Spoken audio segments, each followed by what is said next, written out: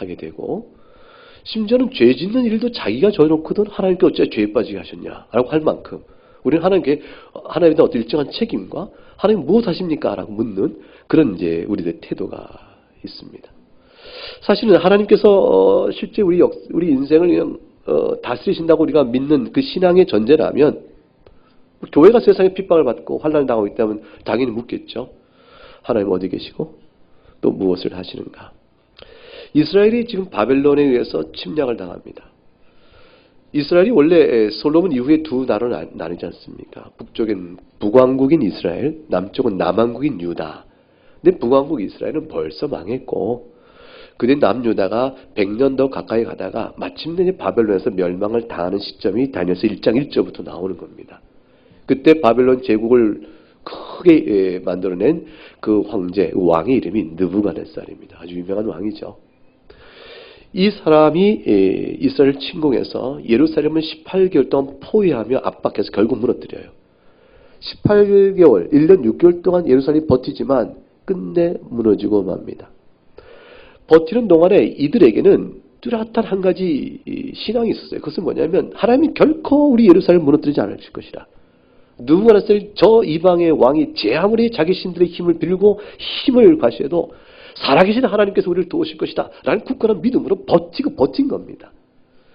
그런 믿음으로 버텼는데 무너져 버렸단 말이죠. 무너지니까 설명이 필요한 것이에요. 도대체 이게 어찌 된 일인가?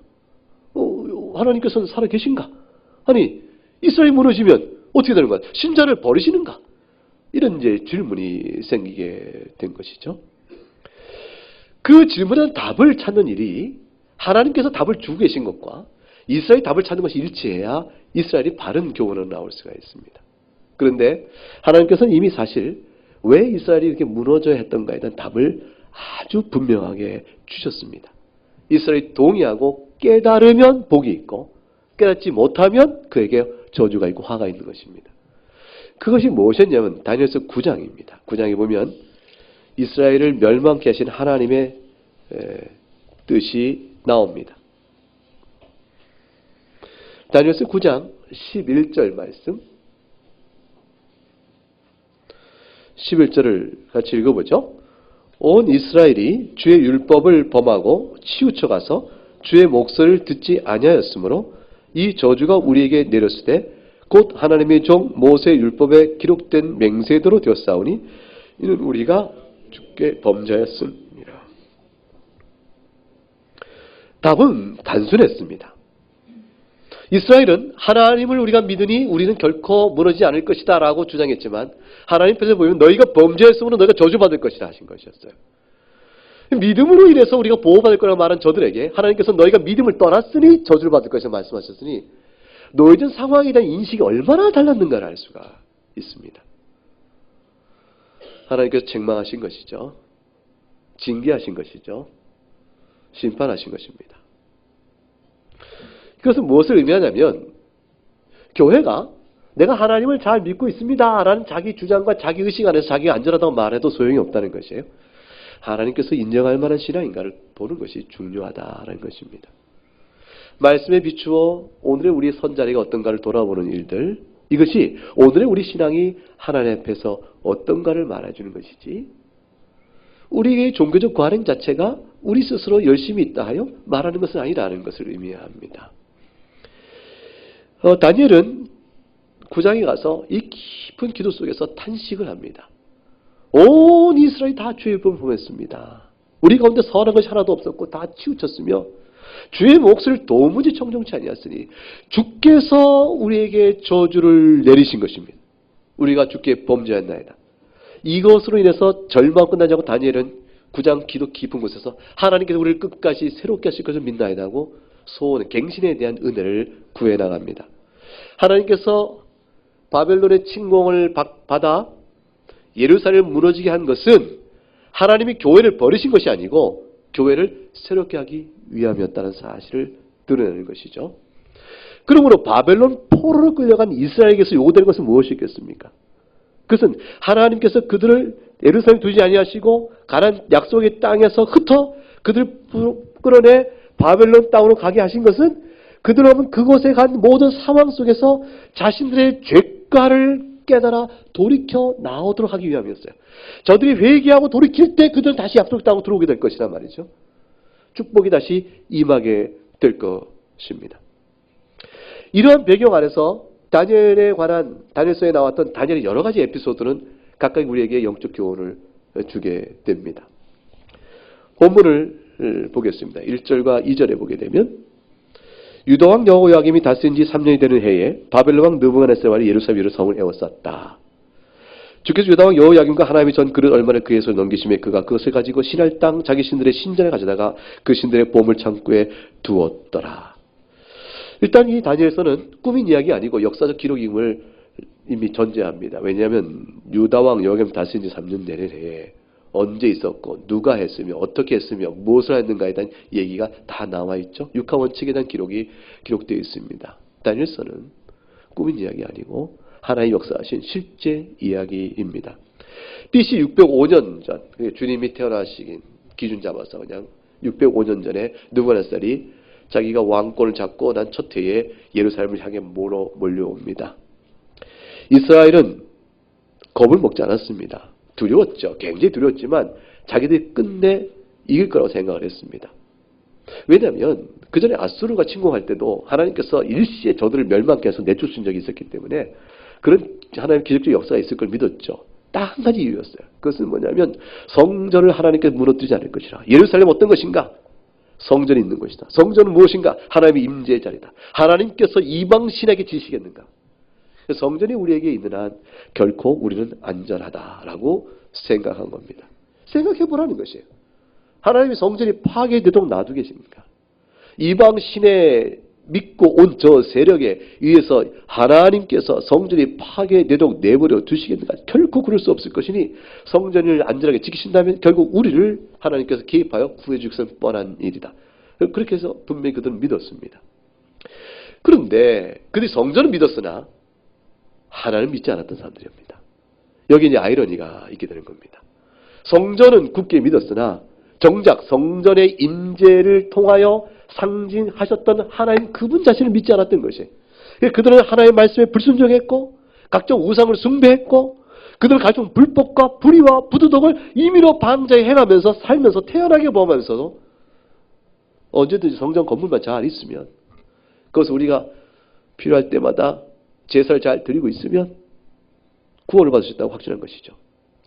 제사를 통한 용서는 하나님 앞에 주어진 모세를 통한 율법 앞에 서도록 하는 것이었습니다. 우리가 율법을 통해 죄를 깨닫고 우리의 의의 없음을 깨닫고 주 예수 그리스도 앞에 나가듯이 용서받은 주 앞에 나온 모든 자들 다시 주님께서는 하나님의 백성을 어떻게 살 것인가를 보도록 우리를 다시 율법 앞에 서게 하지 않습니까? 마찬가지 역사였습니다. 모세의 율례에 따라서 죄를 깨닫는 자들은 하나님 앞에서 제사를 드려 그 속죄의 은혜를 받아야 되는 것이고 속죄의 은총을 받은 모든 이스라엘 백성은 이스라엘 백성을 지켜나가는 모세의 율례 규범 앞에 다시 서야 되는 것이었는데 저들은 그 모든 율법의 정신을 다 잊어버린 자들이었어요. 그래서 그들은 임의로 방자의 죄악 가운데 여전히 있으면서도 눈에 보이는 성전을 믿고 하나님의 보호를 믿었으니 저들이 어리석음을 하나님이 그냥 두실 수가 없는 것이죠. 느부갓네살에게 침공하여 성전의 모든 보물을 다 약탈해서 시날 땅에 있는 바벨론의 땅이 이제 시날 지역에 시날 평야에 있는 신전에 가서 갖다 놓도록 하나님께서 허락을 해버리신 겁니다. 성전을 믿는 것 자체가 하나님의 보호를 보장 못합니다. 하나님께 원하신 것은 신령과 진정으로 예배하는 것이요 마음과 영혼을 다해 주를 사랑하는 것이요 그렇기 때문에 진정으로 죄에 대한 회개가 없으면 성전을 붙들고 있어야 소용이 없는 것입니다. 이스라엘이 깨닫지 못한 것이 무엇일까요? 하나님은 성전이 있든지 없든지 상관없이 하나님은 언제나 주권자이시고 역사자이시고 계시는 분의 사실을 모르고 있었던 것입니다.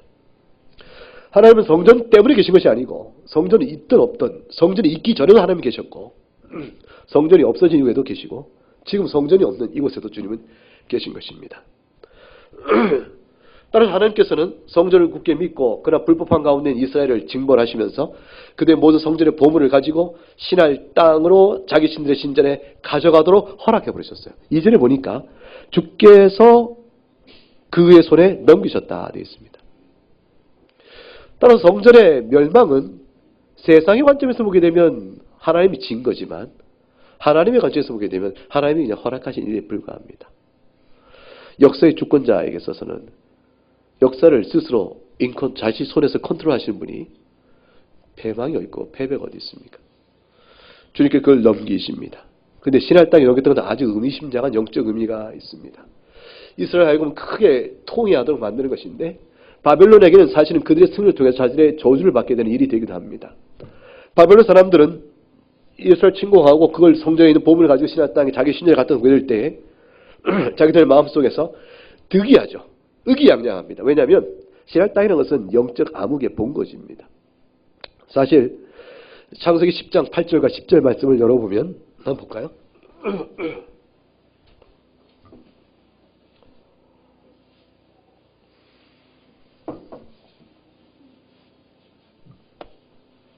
창세기 10장 8절과 10절 말씀을 보게 되면 구스가 또 니므롯을 낳으니 그는 세상의 첫 용사라. 그가 여호와 앞에서 용감한 사냥꾼이 되었으므로 속담에 이르기를 아몬은 여호와 앞에서 니므롯같이 용감한 사냥꾼이로다 하더라. 그의 나라는 신할 땅의 바벨과 에렉과 아깝과 갈렛에서 시작되었으며 이렇게 되어 있죠. 여기서 니므롯의 용감한 사냥꾼을 칭송하는 것이 아니고 여호와 앞에서라는 것은 여호와를 대적하는 뜻이에요. 그러니까 하나님을 대적하여 반역하는 세상의 무리의 힘의 상징이요 첫 번째 용사가 니므롯입니다. 니므롯을 통한 대표되는 이 나라는 신할 땅의 본거지를 틀고 하나님 나라를 대적하는 자로 상징적으로 존재해요. 그곳에 신전을 세우고 여호와의 성전에 있던 기물들을 가지고 왔다. 11장, 창세기 11장 가게 되면 바벨탑을 세우는 그 장소가 온 땅의 언어가 하나요 말이 하나였더라. 이에 그들이 동방을 옮겨다가 신할 평지를 만나 거기 거류하며 세운 것이 뭐죠? 바벨탑이에요. 그러니까 신할 평지는 모든 악한 영의 역사와 악한 하나님을 대적하는 일의 시작이요 근거죠. 시원지입니다. 하나님께서 이스라엘을 하고 그 바벨론에 의해서 정복을 당하게 허용하시고 그 많은 것들을 다 그것을 보냈던 것은 이스라엘 백성에게 아주 시사하는 의미가 큰 것이죠. 너희가 저들과 똑같은 자가 됐다는 것이에요. 악한 영의 사로잡힌 자가 하나 다를 바가 없게 되었다.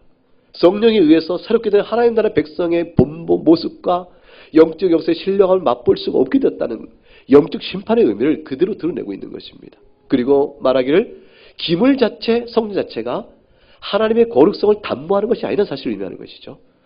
성전의 기물은 여기 있으면 거룩하게 쓰이는 것이나 거기 가면 더럽게 쓰이는 것이라.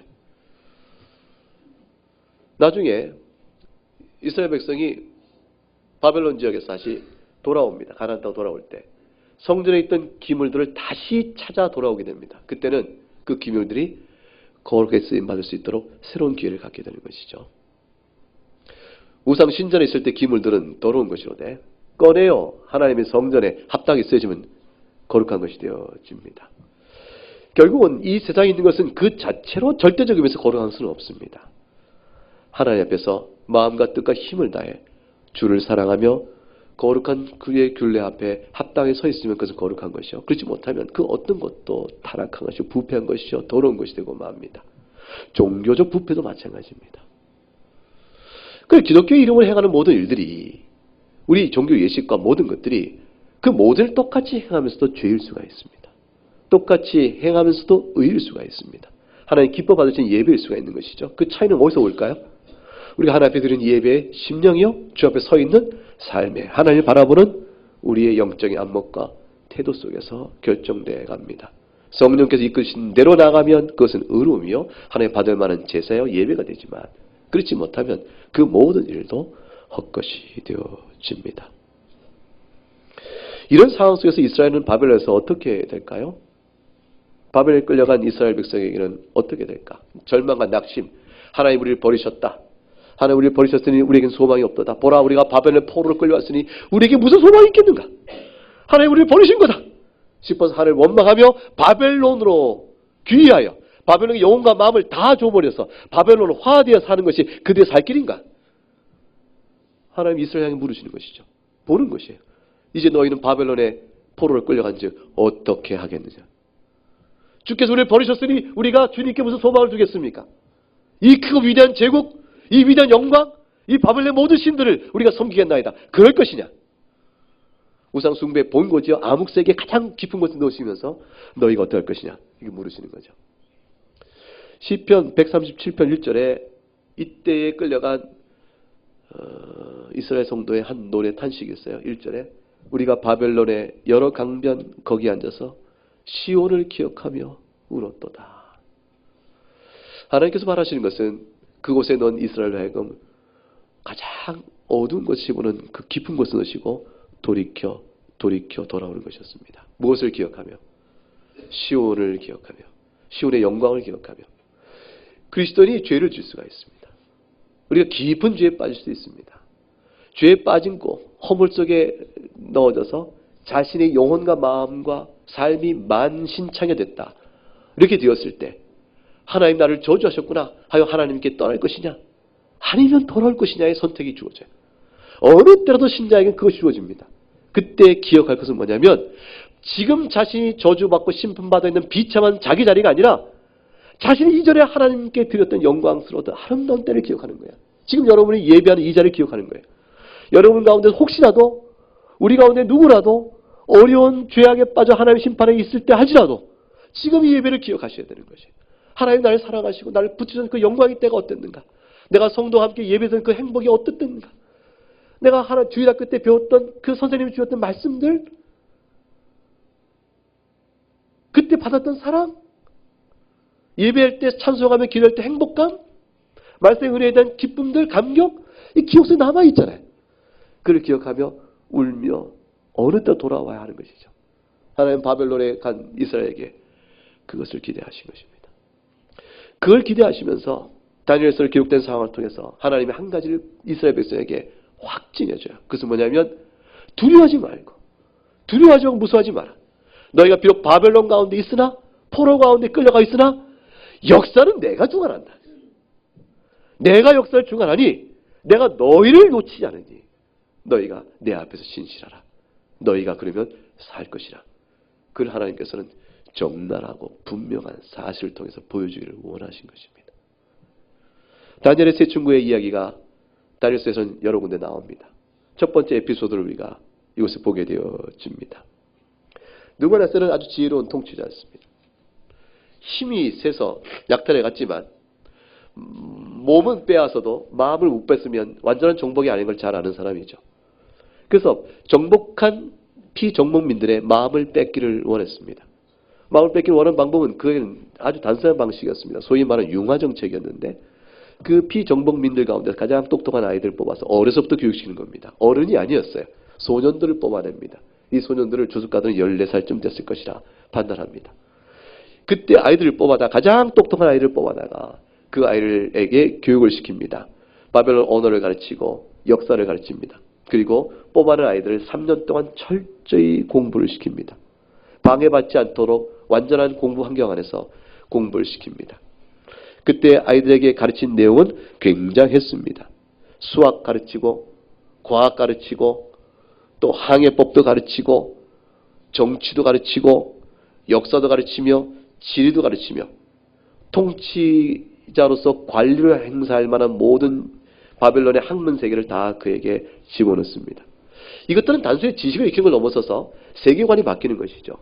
이 세상을 어떻게 보고 어떻게 판단할 것이냐, 무엇을 기준으로 삼을 것이냐에 대한 기본적 인식 자체가 바뀌어져 버리는 것입니다.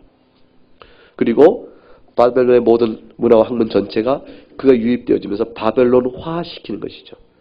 그러니까 유대인이었으면 뼈 뽑아낸 유대인들, 다니엘 같은 그 친구들 같으면은 유대인의 색채는 다 벗겨버리고 이제 바벨론에서 완전한 형태로 만들고, 혈통은 유대인이나 속은 뭡니까? 바벨론이 되도록 만드는 것입니다. 세상에서 주고 있는 모든 교육과 가치는 사실 우리에게 그렇게 만드는 과정이죠. 우리가 아이들에게 신앙교육을 시키지만 이 신앙교육을 시키는 이 내용이 얼마나 중요한지 말할 수가 없습니다.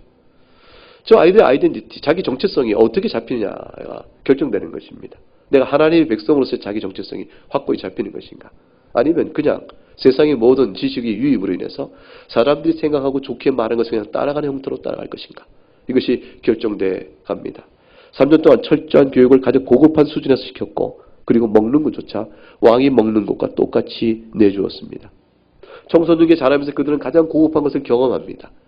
그 고급한 경험하니까 자기들 미래의 탄탄함을 알 수 있죠. 14살에 공부해서 17살 때 왕 앞에 서게 되고 또 시험에 통과되어지면 관리직을 맡을 수 있는 다음 단계로 나가게 되어질 것입니다.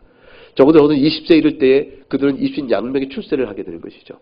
일정한 관리로 서게 되어지고 자기 민족들을 바벨론 세력이 통치하는 것에 대한 바벨론 편에서의 적당한 관계를 유지해 갈 것입니다. 빵을 주고 정신을 뺏어오는 일을 하게 될 것입니다. 마귀의 전략이 다시 그렇죠. 우리에게 떡을 주고 신앙을 갖고 오기를 원합니다. 내가 너에게 떡을 줄 테니 너는 믿음을 포기하라. 그것이 마귀의 전략입니다. 사실 바벨론이 한 것은 바로 그것이었습니다. 이들에게 있어서 하나님 나라를 잊어버리게 하고 그리고 그들로 하여금 온전히 자기 정체성을 바벨론에 두길 원하는 것이죠. 그래서 이름을 바꿔버리는 것입니다. 세 번째 한 일이 이름을 바꾸는 것이었어요. 다니엘은 벨드사살로 바꿉니다. 다니엘, 그 다음에 하나냐, 그 다음에 미사엘, 그 다음에 아사랴. 이것은 전부 다 히브리 이름으로 이 다니엘과 세 친구의 이름인데 엘자로 들어갔던 것은 하나님을 뜻하는 단어입니다. 근데 미사야나 또는 죄송합니다. 아사랴나 또는 하나냐, 아사랴 하나냐의 야자로 끝난 것은 여호와를 가리키는 죽음입니다. 그러니까 이 아이들의 4명 이름은 엘자나 또는 여호와 이름이 각각 들어있어서 결국 하나님과 관계된 이름을 갖고 있었던 소중한 아이들이었어요. 다니엘 이름은 하나님께서 심판하셨다라는 이름을 갖고 있었고, 하냐는 여호와는 은혜로우시다라는 이름을 갖고 있었고, 미사엘은 하나님과 같은 이가 누구신가라는 이름의 뜻이었고, 아사랴는 여호와가 도우셨다라는 이름의 뜻이었어요. 다 하나님 앞에 살아가는 성도의 삶을 기억나게 하는 이름들이었습니다. 근데 그 이름이 싹 바뀝니다. 바뀌면서 다니엘은 벨드사살이요. 그 다음에 어떻게 바뀌죠? 여러분 성경에 보게 되니까 7절에 하나냐는 뭐로 바뀝니까? 사드락, 미사엘은 메삭, 아사랴는 아벳느고. 여기 나오는 4명의 벨드사살, 사드락, 메삭, 아벳느고는 전부 다 바벨론에 섬겼던 이방 신들의 이름의 자국이 거기 다 들어가 있어요. 하나님과 엘과 여호와의 이름은 싹 지워지고 이방 신들의 이름을 하나씩 집어넣어서 이름을 바꿔버립니다. 그들은 하나님의 자녀가 아니요 바벨론의 자녀다라는 것으로 바뀌는 것이죠. 이것이 놓여있는 저들의 처지입니다. 어떡할 거냐. 7절 끝나고 8절 사이에는 질문이 들어갑니다. 하나님께서 물으시는 거죠. 그런즉 어떡하겠느냐. 다니엘, 그런즉 어떡하겠느냐. 이스라엘, 너희가 놓인 처지가 다니엘과 다를 바 없을 텐데 이스라엘이 묻는 거죠. 너희는 어떡하겠느냐. 여긴 다니엘과 세 친구는 이스라엘의 참 이스라엘을 볼 수가 있어요. 이스라엘은 남은 자죠. 바벨론 포로를 끌어간 사람들 신앙 없는 사람들 많잖아요. 근데 그 가운데 참 이스라엘, 남은 자요. 하나님을 진실로 믿는 사람도 있잖아요. 하나님께서 보호하시는 자들은 그들이거든요. 그들 향해 물으시는 겁니다. 이제 어떡하겠는가. 세상은 너희를 영화롭게 하고 사실은 너희를 높이는 것이 아니요 그러므로 인해 세상이 너희를 주관하기를 원하는 것인데 너희는 어떡하겠느냐. 이게 7절 끝난 다음에 질문입니다. 8절의 그 질문 앞에 다니엘이 이렇게 답을 합니다. 8절을 읽어보겠습니다. 다니엘은 뜻을 정하여 왕의 음식과 그가 마시는 포도주로 자기를 더럽히지 아니하려 하고 자기를 더럽히지 아니하도록 환관장에 구하니 변화가 생깁니다. 이 어린아이가 작심하고 결심하여 뜻을 정하여, 이 뜻을 정하는 말은 뭐죠? 죽기를 무릅쓰고라는 의미죠. 내가 죽더라도 이 뜻을 포기할 수 없습니다 라는 결심이죠. 정하고 왕의 음식과 그가 마신 포도주로 자기를 더럽히지 아니하리라고 말합니다. 왜 왕이 주는 음식을 먹는 것이 더럽히는 일이 되고 말까요? 두 가지 정도를 우리 주석가들은 생각해냅니다. 하나는 뭐냐면 레위기 11장 3절 4절 말씀에 너희는 쪽발이 되고 굽이 갈라져 쪽발이 되고 새김질을 하는 것은 먹지 말라 하셨어요. 아마 이들이 내준 고기 가운데서는 굽이 갈라져 쪽발이 되고 근데 새김질하는 짐승들의 고기가 있을 수 있겠죠. 못 먹겠습니다 라고 했겠죠. 그래서 더욱 중요한 것은 또 하나는 신명기 12장에 나온 것처럼 피는 먹지 말라. 피는 그 생명이니 너희가 그 생명을 고기와 함께 먹지 말라 했는데 저들이 요리하는 음식 속에서 아마 그것들이 섞여 있을 것이라 이렇게 생각할 수 있습니다. 그러나 그 어떤 계명에 있어서 실제 물체적인 측면에서의 하나님이 금하신 것들이 섞여 있을 것에 염려가 있지만 그 더욱 중요한 것은 뭐냐면 저들이 왕이 베푸는 음식 자체가 우상신에게 드려진 음식이라는 사실이 있는 것입니다. 이걸 받을 때마다 감사할 대상이 누구냐면 우상신인 것이죠. 이거 바벨론의 왕이 모든 음식을 내놓을 때 자기가 믿는 신 앞에 먼저 바쳐 이 모든 영광과 재물과 모든 큰 힘이 당신에게 왔음을 감사하노라 하고 바쳐진 재물을 드러내어 왕이 나눠주니 이 고기를 받아 먹는 것 자체가 우상 재물을 받아 먹는 것 같으니 우상 재물의 의미가 있다고 생각하는 것은 못 먹겠다고 되어진 것입니다. 모든 것은 하나님께서 거룩해 하신 것이니 하나님께서 섬기는 마음으로 못 먹을 것이 없다. 사실 못 먹을 것이 없죠. 그리스도 우리가 신약 안에 있는 우리들에게는 가릴 것이 없습니다. 그래서 이전에 제가 회사 다닐 때는 회사에서 이상하게 큰 회사인데 건물 새로 졌다고 고사떡을 갖다 놓고 그 앞에 불치고 돼지고기 갖다 놓고 절하고 그런 다음에 떡을 다 사원들에 나눠주는데 그때 이제 제가 근무하던 그 방에 있던 사람들 가운데서 예수 믿는 사람이 한 셋이 있었어요. 떡이 왔습니다. 먹을 것이냐 말 것이냐 서로 눈치를 보고 있는 거예요. 제가 먹었겠습니까? 안 먹겠습니까? 맛있게 먹었어요. 기도하고 먹으면 돼요. 이 귀한 음식을 하나님 감사합니다. 한 사람은 끝내 안 먹었어요. 못 먹겠다는 거예요. 양심에 따라 하는 것이죠. 다니엘은 이때 이것을 거부함으로 인해서 바벨론의 통치와 바벨론화시키는 자기 일부러 만들어버리는 절차와 과정에 대한 분명한 거부 의사를 표현한 겁니다. 이것은 하나의 영적 싸움의 의미를 가졌던 것이죠. 저들이 내려주는 것을 먹지 아니하고 내가 채식을 할지언정 주님 앞에 살겠다라는 결심을 보인 겁니다. 이들의 결심이 확고해서 결국 환관장에 말하니 10절에 환관장이 어떻게 말합니까? 환관장이 왕이 지정하였는데 너희 얼굴이 초췌해져서 왕이 준 음식보다 더 좋은 것이 없으니 그 초췌해져서 너희 또래 소녀보다 못한 것을 보게 되면 너희 때문에 내 머리도 위태로우니 그럴 수 없다라고 말을 합니다. 그러자 환관장이 실제 음식을 주도록 한 그 밑에 있는 사람에게 다니엘이 찾아갑니다. 그래서 11절에 환관장이 감독한 자에게 다니엘이 찾아가 말하기를 시험을 하죠. 열흘 동안 채식을 주어 먹게 하시면 그거를 또 먹고 마신 다음에 얼굴을 비교해 보시면 하지 않겠습니까? 열흘 정도야 시험하고 그때 시원찮으면 다시 고기를 먹게 하면 되니까 할 만한 기간이었습니다. 여러분 채식이 몸에 좋다고도 얘기합니다. 채식주의자들은 열흘 후에 효과가 나타나겠습니까? 이 본문을 근거로 채식주의자들이 만약에 성경적 음식 그래가지고 채식이다 이렇게 말한다면 잘못된 사용이겠죠? 이 채식을 먹었을 때 얼굴이 더욱더 윤택해지고 더 좋아 보인 까닭은 무엇 때문이겠어요? 채식 때문이 아니라 하나님의 도우심입니다. 이건 기적입니다. 마치 다윗이 물맷돌 5알을 가지고 골리앗을 향해 달려갑니다. 달려가고 이 할례에 보지 못한 개 같은 녀석이 여기서 내가 여호와 이름으로 너에게 던지라고 휘 던졌을 때 그 돌이 이마에 딱 박히잖아요. 투구를 썼으나 요만큼만 비어있는데 고기를 찾아가서 딱 박힙니다. 튕겨 나오지 않고 돌이 들어가 박힙니다. 얼마나 세면 박힐까요? 기적이죠. 하나님께서 골리앗을 물리쳤다는 사실에서 상징인 것이에요.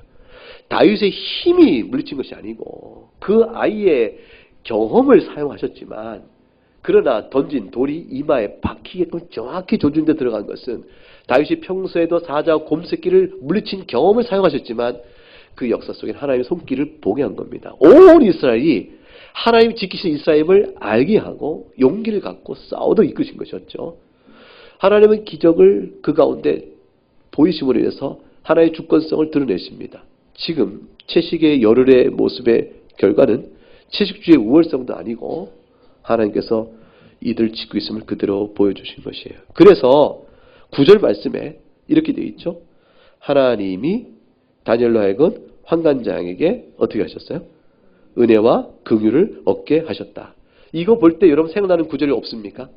창세기 39장에 가면 요셉의 감옥에 갇혔을 때 요셉이 보디발의 아내의 유혹을 물리치고 갔을 때 무고하게 모함을 받고 옥에 갇히잖아요. 그때 하나님께서 어떻게 해요? 요셉과 함께 하시고 그에게 인자를 더하사 간수장에게 은혜를 받게 하셨다 했습니다. 그것 또한 무엇을 의미합니까? 하나님께서 그의 택한 백성이요 요셉은 하나님이 택한 백성에 대한 상징성을 갖고 있고 그리고 요셉은 하나님이 구원하신 참된 교회의 상징성을 갖고 있는 것이에요. 하나님께서 그의 택한 백성과 그의 교회를 끝까지 붙드시며 감옥에 갇히는 어둡고 환난 가운데 있는 시기라 할지라도 하나님의 은혜는 거두지 아니하시는 사실을 보여주신 것입니다. 마찬가지로 그 하나님께서 요셉의 하나님이 지금 다니엘의 하나님으로 똑같이 역사하고 계신 것이에요. 그래서 그들에게 하나님께서 긍휼과 은혜를 얻도록 하십니다. 그 결과로 이들의 얼굴은 더욱더 헌해졌습니다. 17절에 하나님 돌보심이 또 어떻게 들어가는 게 이렇게 나오죠? 17절 말씀을 보면 하나님이 이 네 소년에게 학문을 주시고 모든 서적을 깨닫게 하시고 지혜를 주셨으니 다니엘은 또 모든 환상과 꿈을 깨달아 알더라. 네 소년에게 학문을 주시고 모든 서적을 깨닫게 하고 지혜를 주셨습니다. 하나님께서 이걸 주셨다는 것은 지식의 캐파, 그러니까 능력, 지혜의 능력, 이 두뇌만 뛰어나게 만든다는 뜻이 아니고 실제 배운 지식의 내용을 종합하여 분석하고 지식이 확장되어가는 과정도 함께 역사하신 거예요. 하나님께서 이 세상을 만드신 분이기 때문에 영적 진리뿐만 아니라 만드신 세상 속에 돌아가는 이치를 깨닫는 것도 누구보다 잘 아시는 분이시죠. 그래서 사실은 믿지 않는 자가 세상의 이치를 발견하여 어떤 학문성을 드러낼 때 그 학문성의 결과도 하나님 주시는 것이에요. 그게 성령 하나님의 일반적 은총이라 신학적으로 이렇게 말합니다.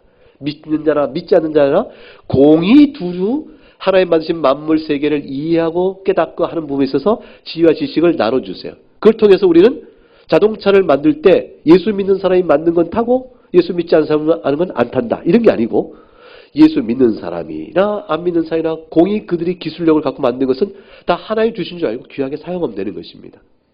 그건 인문학적인 소양에서도 마찬가지예요. 이 자연과학적이나 공학적인 측면을 넘어서서 인문학적 소양 가운데도 어떤 거는 세계관적으로 받을 수 없는 게 있지만 어떤 것들은 관찰을 통해서 판단된 유형들의 분석이 나오기 때문에 그럼 관찰의 결과는 똑같은 것이기 때문에 우리는 믿지 않는 사람의 인간의 행동 관찰을 통해서 내놓은 학문적인 제시도 우리는 귀하게 쓸 수 있습니다. 다 하나님의 지식에 다 하나님 주신 것이죠. 만물의 지혜자의 참 지혜자요 모든 지식을 갖고 계신 하나님께서 다니엘에게 부어 주시는 겁니다. 부어 주시면서는 한 가지 바벨론 학문을 통해 배운 것들이 확장돼 응용돼 종합적인 지식이 드러나는 것이죠. 그 지식의 탁월성이 다니엘에게 뭉쳐지고 친구들에게 뭉쳐지니 그들이 19절에 무리 중에 다니엘과 하나니와 미사엘과 아사야 같은 자가 없고 20절에 급기야 그들에게 모든 무의를 묻는 중에 그 지하 총명이 온 나라의 박수와 술객보다 10배나 뛰어났다. 10배나 뛰어났다는 말은 비교 대상이 없었다는 것이죠. 그 탁월성이 가장 뛰어났다. 왜 그랬을까요? 다니엘은 천재다. 천재겠죠. 똑똑했겠죠. 하나님이 주신 기적입니다. 이 모든 사실을 읽는 이스라엘 백성은 바벨론에 있는 이스라엘 백성은 어떻게 들었을까요? 하나님이 우리를 도우시고 있구나. 하나님 지금도 살아계셔서 이스라엘 버리신 것이 아니구나. 보라 다니엘을 보라. 저들에게 보라. 저들의 지혜의 총명을 보라. 저 지혜의 총명이 어디서 왔겠는가? 어디서 왔죠? 하나님께서 온 것이 아닌가. 보라 저들이 채식을 하였으나 왕국의 음식을 먹지 않았으나 저들의 윤택을 보라. 어디서 왔겠는가? 하나님 주신 거 아니겠는가. 이 모든에 하나님께서 간섭하시니 왕에게도 고임을 받고 환관장에도 고임을 받는 겁니다. 하나님께서 이스라엘을 붙들고 계심에 대한 확연한 증거를 보게 되는 겁니다. 21절의 마지막 같이 읽어보면 다니엘은 고레스 왕 원년까지 있으니라. 이 고레스 왕은 페르시아의 왕입니다. 페르시아는 지금의 이란 지역이에요. 이 느부갓네살이 만든 바벨론은 지금의 이라크 지역입니다. 이 이란과 이라크는 지금도 앙숙인데 이때도 이란 지역을 다스렸던 페르시아의 왕인 고레스가 이라크 지역을 다 점령해버립니다. 그래서 큰 제국을 다시 만들죠. 이 고레스 원년에 1년에 하나님께서는 BC 539년인데 그때의 이스라엘 백성을 다시 가나안 땅으로 되돌려 보냅니다. 그때까지 느부갓네살에서 침공받아 다니엘이 끌려갈 때가 BC 605년.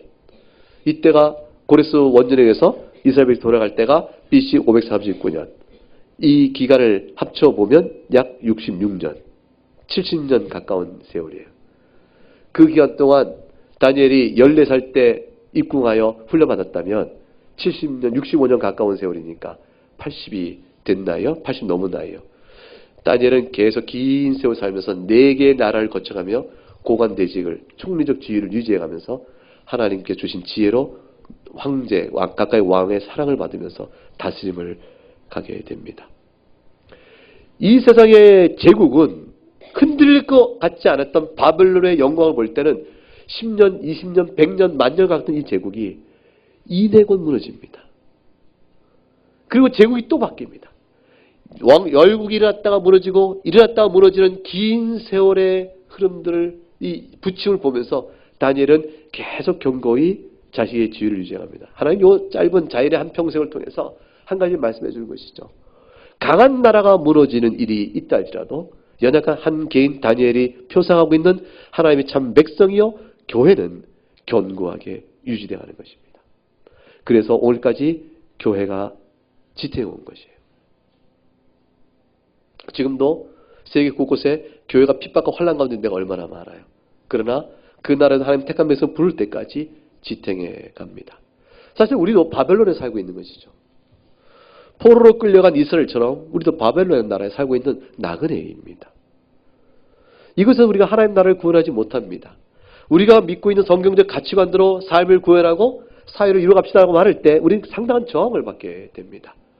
도둑질하지 마라. 그 말에선 그것도 우리는 동의한다 라고 하지만 실제 도둑질하는 순간에 그러면 안 되죠라고 말하면 저항을 받게 됩니다. 세상은 도둑질을 많이 하니까요. 살인하지 말라, 간음하지 말라, 거짓말하지 말라 하지만 이 말대로 다 원리적인 동일하지만 살인과 간음과 도둑질하는 그 순간에 하지 말아야죠 라고 말을 저는 우리를 미워하게 됩니다. 하나님 나라의 가치로 살아가는 일들이 어려워져요.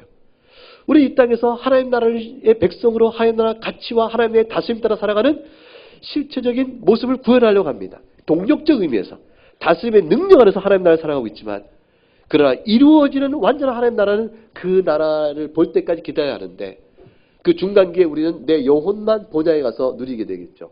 주님이 다시 재림할 날에 온전히 이루어질 것입니다. 재림하여 이루어지는 하나님 나라의 온전함, 아니 내 영혼만 가는 낙원이라는 일정한 기간 동안 있는 그 중간의 상황, 그 상황이라도 우리가 바라는 본향은 이곳은 아닌 겁니다. 이 속에서는 나그네로 삽니다. 자연주의 세계관, 물질주의 세계관, 탐욕에 어그러져가는 유물론적 세계관에 어그러져가는 이 세상 속에서 하나님 믿고 의지하는 우리의 모든 생활은 방해와 도전과 괴롭힘을 받게 되겠죠.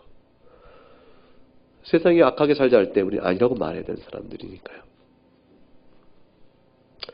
오늘 본문을 통해서 우리가 정확하게 기억할 것은 뭐냐. 오는 모든 교회에 주는 교훈은 분명합니다. 하나님께서 주권적으로 이 세상을 다스린다. 명제입니다. 두 번째, 그 하나님은 신실하시니 신실한 자기 백성을 결코 외면하지 않으신다. 셋째, 그러므로 우리가 하나님 앞에서 그 주권과 신실한 하나님의 주권을 믿고 신실한 백성으로 살아야 되지 않겠는가? 이걸 숙제로 던져주는 겁니다. 이 모든 일을 네 번째로 할 수 있도록 도우시는 이 또한 하나님이시다는 사실을 보여줘요. 첫째는 하나님께 주권적으로 이 세상을 다스리신다.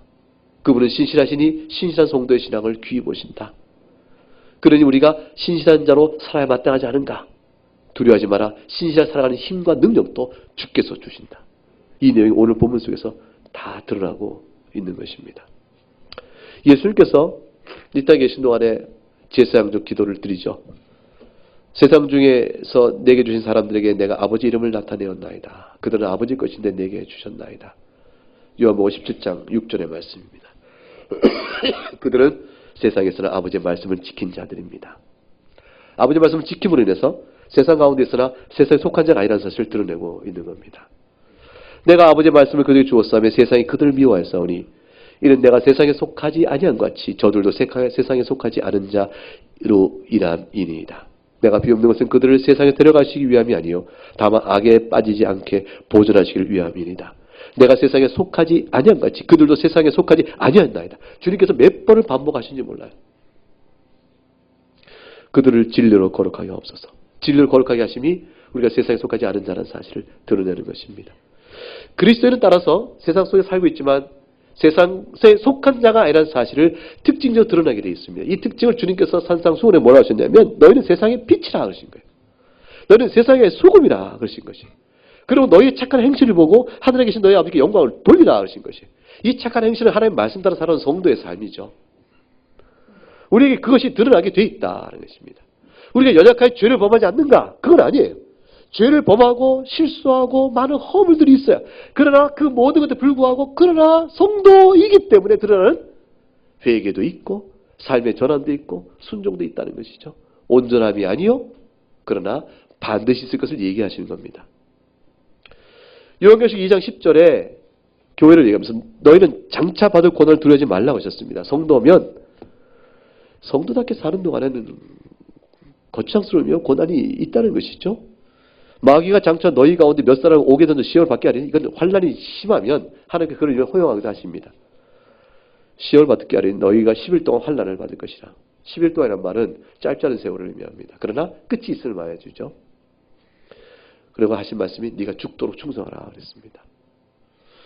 죽도록 충성하라. 히브리 11장에 하나님이 사랑하신 믿음의 사람들 행전을 쭉 말하면서 저들이 믿음을 따라 죽었으며 믿음을 따라 죽었으며 믿음을 따라 죽었으며라는 말이 반복해 나옵니다. 히브리 11장에. 그 말은 뭐죠? 믿음으로 끝까지 죽을 때까지 살다가 죽었으며 그 말이에요. 죽도록 뭐죠? 충성하였으며 하나님의 말씀인 줄 알고 죽도록 말씀인 줄 알고 살아가기에 힘쓴 자들이며 저들에게 실족함이 없었을까요? 허물이 없었을까요? 왜 없겠어요? 아브라함도 허물이 있고 다 허물이 있었어요. 그러나 그의 인생을 일관되게 보게 되니 하나님의 은혜가 계속 붙들고 있으므로 허물이 있을 때는 회개케 하셨고 하나님의 말씀 앞에 어때는 죄악과 싸워 이기게 하셨고 어떤 하나님의 말씀을 들으려 온 세상으로부터 하나님의 영광을 나타내 보이게 하셨고 그런 믿음의 인생을 살아왔더라. 죽도록 충성하라 하셨어요. 충성하라. 그리하면 내가 생명의 관을 네게 주리라 하셨습니다. 어떻게 우리가 죽도록 충성하며 생명의 관을 얻는 그 성도의 행복을 누릴 수 있을까요? 이거 살아가는 동안에 하나님의 은혜의 작용은 우리에게 구체적으로 어떤 신앙적 형태로 드러날까요?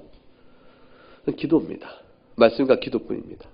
여러분 우리 교회 저 뒤에 벽에 족자가 하나 있어요. 그 족자가 하균이 족자를 한번 읽어볼래? 일어나서 일어나봐라. 일어나봐요. 하균 일어나봐.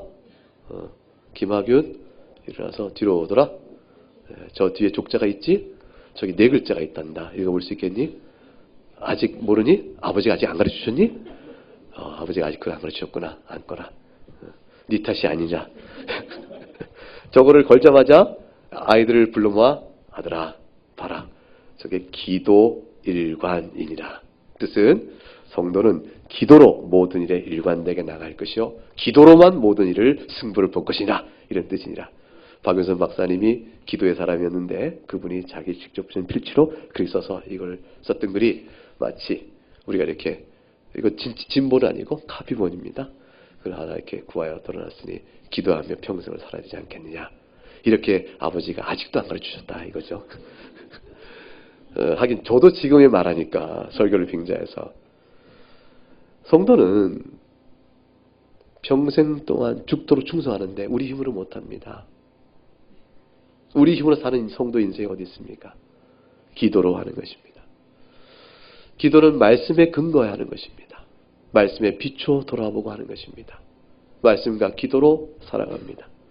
다니엘도 말씀과 기도로 이 일을 이루어진 거. 그러실 때 하나님의 주권적 손길이 하나님 살아계시니까요. 우리의 신앙은 어떤 관념을 믿는 것이 아니라니까요. 살아계신 하나님을 믿는 것이니까. 하나님 앞에 기도하고 말씀을 놓고 하나님이 이러시니 도우시옵소서라고 말하고 그 힘을 의지하면 살아가는 것입니다.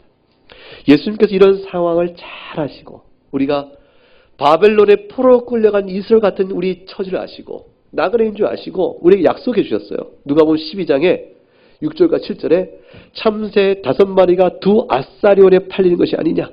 그러나 하나님 앞에는 그 하나도 잊어버리신 바 되지 아니하는도다. 너에게는 심지어 머릿속까지 다 세신 바 되었으니 두려워하지 말라. 너희는 많은 참새보다 더 귀하니라.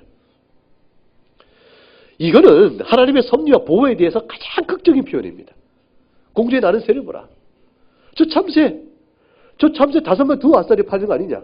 너희는 참새도 귀하다. 머릿속까지 다 셌다 하셨으니 이거보다 더 세밀하게 하나님이 우리의 행동과 마음과 쓰는 모든 나갈 길을 알고 계시고 도우시고 보호하시는 것보다 더 확실한 말이 어디 있겠습니까?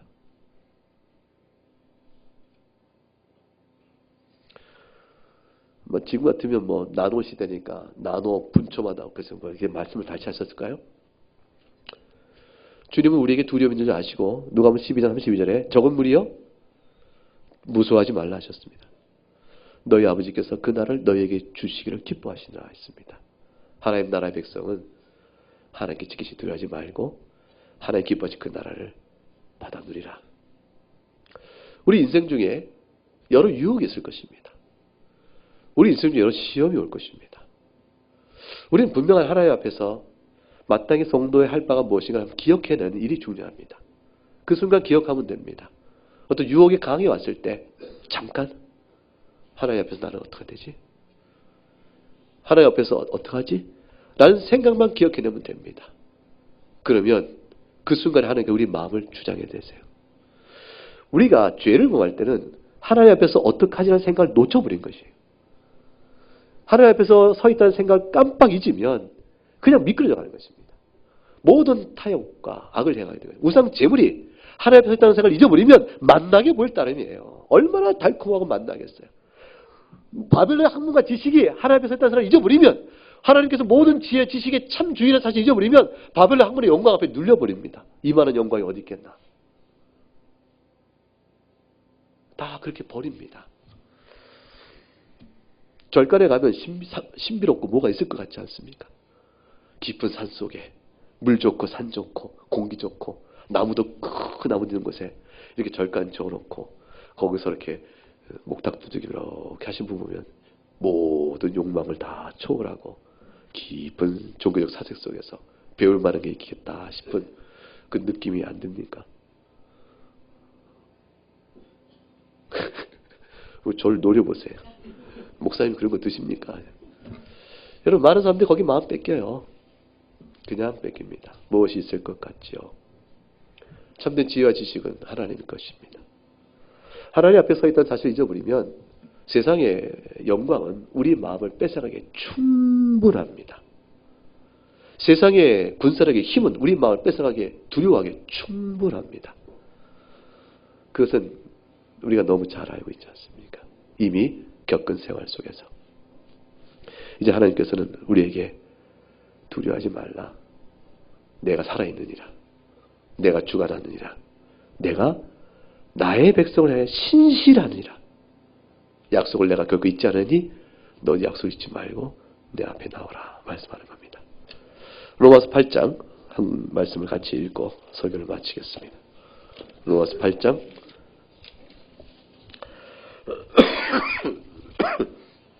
35절부터 39절까지 한 절씩 나누어 읽고 끝절을 같이 읽습니다.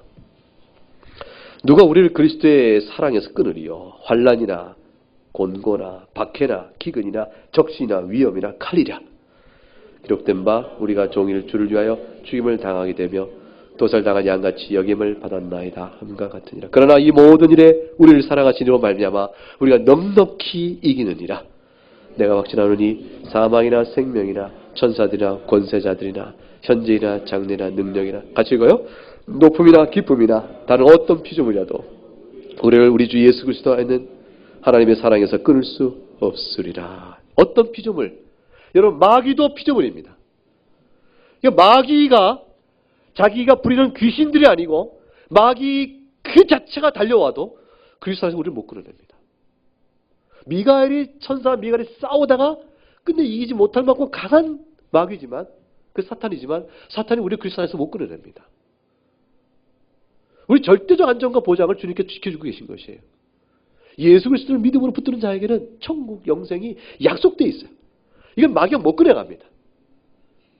그리스도의 사랑이 그렇게 온전한 겁니다. 그 십자가를 바라보라는 것입니다. 그리고 도살할 양처럼 여김을 받게 되는 일이 있으면 하나님의 사랑에서 끊어졌다는 가장 결정적 증거 아니겠냐는 것이죠. 너희가 죽음을 종일 주를 위하여 종일 주를 위했는데 결과는 죽임을 당하는 것이에요. 도살당하는 양같이 여기 있으면 너희 모든 신앙의 수고가 헛되다라는 것에 대한 결정적 증거 같잖아요. 근데 그때도 넉넉히 이기느라 그랬어요. 37절에 우리를 사랑하시는 말미암아 넉넉히 이기느라 아니라는 것입니다. 따라서 외양과 현상을 보지 말고 외양과 현상을 두루만 통하여 역사하신 하나님을 보라는 것입니다. 그 지금을 보지 말고 종말론적 관점에서 보라는 것입니다. 이건 성도가 가질 지혜입니다. 마지막 날에 하나님 나라에 서서 오늘의 입장을 거꾸로 보세요. 항상 그 의식을 가져야 합니다. 하나님 앞에 선다는 그것이죠. 내가 지금 인생을 겪고 있는데 내가 더 앞으로 살 인생이 몇 년인지 모르겠지만 내가 마지막 주의 천국의 문에서 주와 함께 있는 그 자리에서 내 인생을 지금 돌아볼 때 어떨까? 그 생각해보면 오늘 마땅히 해야 될 성도의 선택과 행복과 자랑이 소망이 무엇인지를 분명하게 알 수 있게 됩니다. 도사를 양같이 여기를 받는 때라도 하나님의 사랑은 없어져 취소된 것이 아니라는 것입니다. 천사들이 와도 못 꺼낸다는 것입니다. 이 사랑이 우리 가운데 있으니 이 사랑 때문에 지금까지 교회가 2000년 역사 속에 계속 되어 온 것이에요. 그리고 지금도 세계 지구상 곳곳에 교회가 유지되고 있는 것이고요.